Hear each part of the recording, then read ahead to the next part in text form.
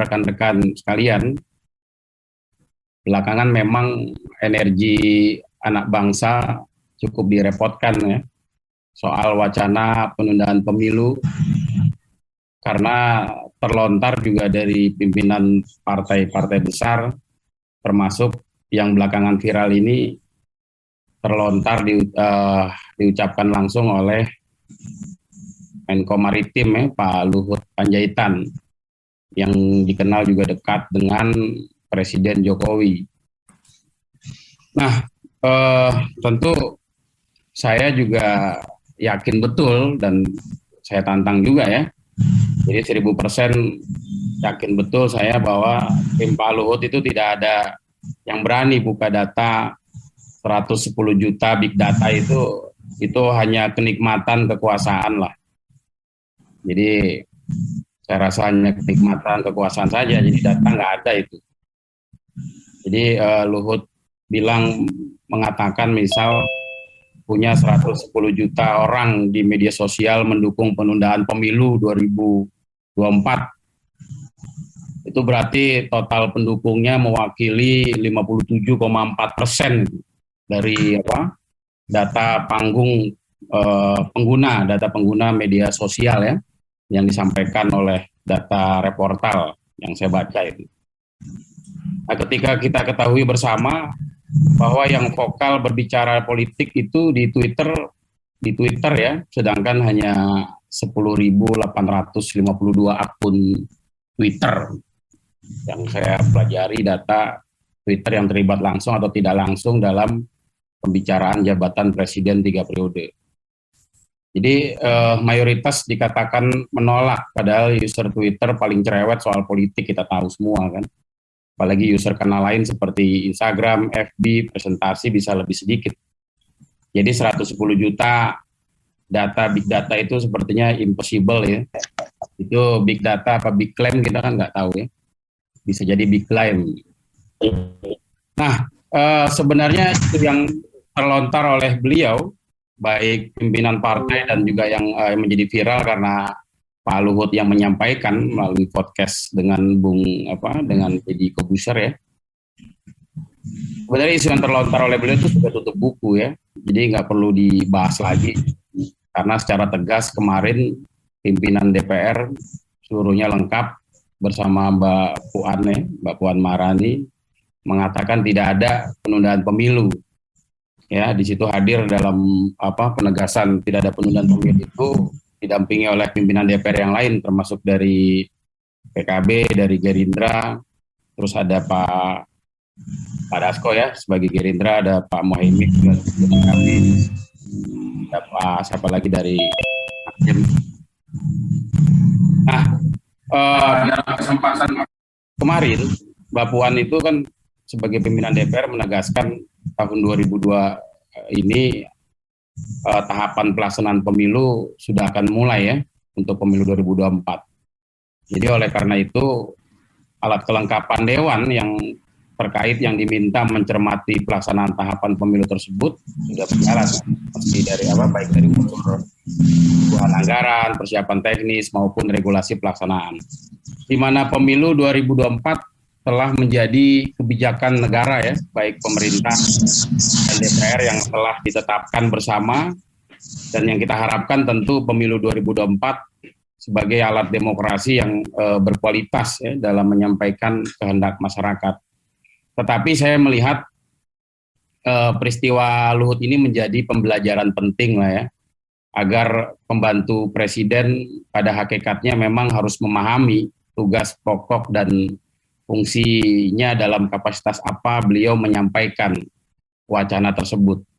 Meski memang agak sulit ya memisahkan antara pandangan pribadi dan jabatan yang melekat di dalam dirinya. Karena saat beliau hadir pada saat podcast yang lalu menggunakan pin jabatan di kemejanya. Nah, pertanyaannya, beliau sadar tidak misal bahwa semangat demokratisasi dan kesepakatan reformasi 98 telah menetapkan bahwa masa jabatan presiden terbatas. Jadi ditandatangani langsung oleh Presiden kelima ya, Ibu Haja Megawati Soekarno Putri, yang juga Ketua Umum PDI Perjuangan, pada amandemen Undang-Undang Dasar 45 tahun 2002 itu ditandatangani masa jabatan 2 periode. Nah, jadi untuk itu konstitusi telah mengatur pemilihan umum.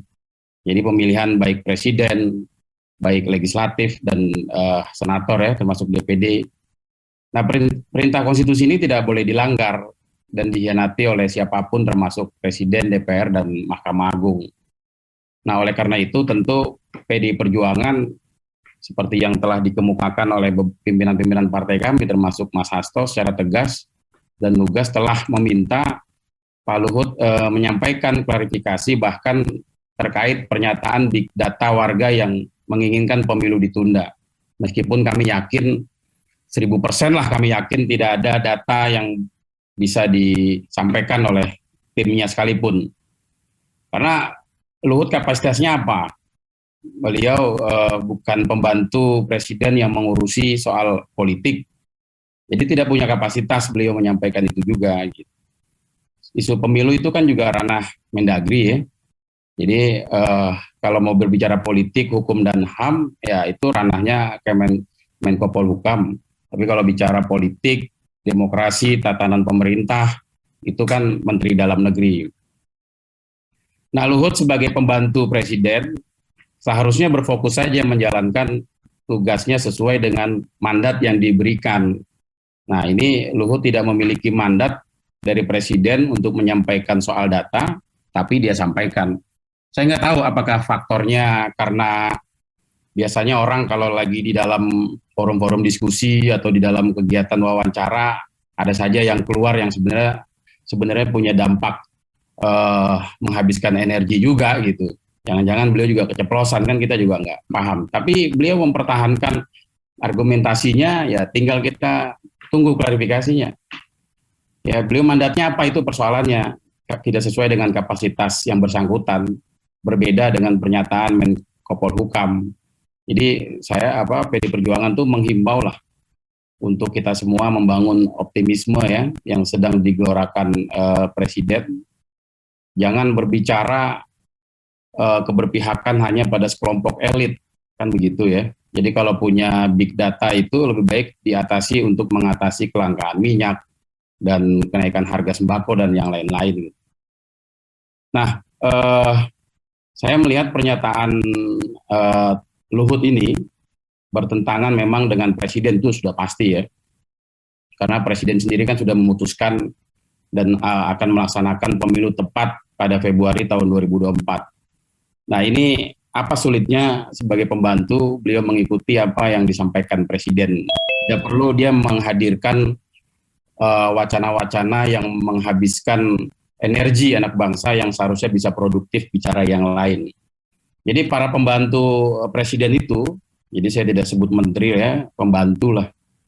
Jadi para pembantu presiden itu harus betul-betul senafas dengan kepemimpinan Pak Presiden. Tidak boleh ada menteri yang punya pendapat berbeda dengan presiden. Ya. Sudah berulang kali beliau menyampaikan sikapnya dengan tegas, sepakat pemilu 14 Februari. Lalu kemudian ada pembantu presiden membuat wacana yang tidak sehat dalam situasi politik nasional kan jadi tidak produktif. Nah itu yang kemudian kami harapkan agar kita semua tidak hanya masyarakat tetapi juga pejabat publik dimanapun berada ya. Tapi kita harapkanlah agar kita semua membangun energi positif bersama Pak Jokowi. Jadi tugas PDI Perjuangan tentu sebagai pengusung memiliki kewajiban sejarah untuk membangun energi yang baik untuk kita segera bangkit, segera pemimpin setidaknya di kawasan Asia lah. Dan Jokowi kan hari ini sudah banyak menunjukkan direction yang bisa dilakukan. Nah, menganulir juga apa yang disampaikan Luhut misalnya Litbang Kompas ya, Litbang Kompas 2 hari yang lalu juga baru merilis respon senada, misalnya responden begitu ditanya soal penundaan pemilu, banyak yang tidak setuju kan, 62,3% setuju pemilu tetap digelar pada tanggal 14 Februari. Itu 2 hari yang lalu loh, artinya merespon cepat dari wacana yang berkembang setelah dilakukan riset, 62,3% masyarakat setuju pemilu tetap digelar 14 Februari 2024, artinya tidak setuju ditunda.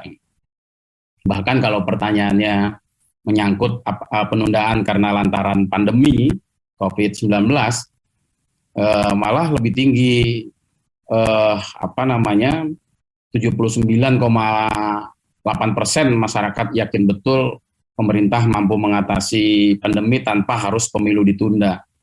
Nah, itu semangatnya jelas ya, semangatnya jelas dari gambaran yang terpotret hasil wacana yang berkembang belakangan ini. Nah, itu saja yang saya rasa ingin saya sampaikan kepada rekan-rekan semua. Yang pasti siapapun, baik public figure atau akademisi atau siapapun, ketika menyampaikan beberapa hal ke publik, tentu harus diingat bahwa dampak terhadap publiknya akan sejauh apa gitu. Apalagi sekelas pembantu presiden ya, sekelas menteri, karena apalagi beliau sering kita kenal sebagai orang dekat Pak Jokowi dan beberapa kali menjabat bertanggung jawab terhadap tugas-tugas yang cukup strategis. Nah, begitu beliau melontarkan sesuatu kan akhirnya menjadi viral yang menghabiskan energi yang seharusnya tidak perlu ya. Kita bisa bahas-bahas yang lain. Ya, saya rasa itu sekali lagi kepada rekan-rekan semua, untuk kita semua berpikir positif karena sesuatu yang kita pikirkan pasti kembali pada diri kita.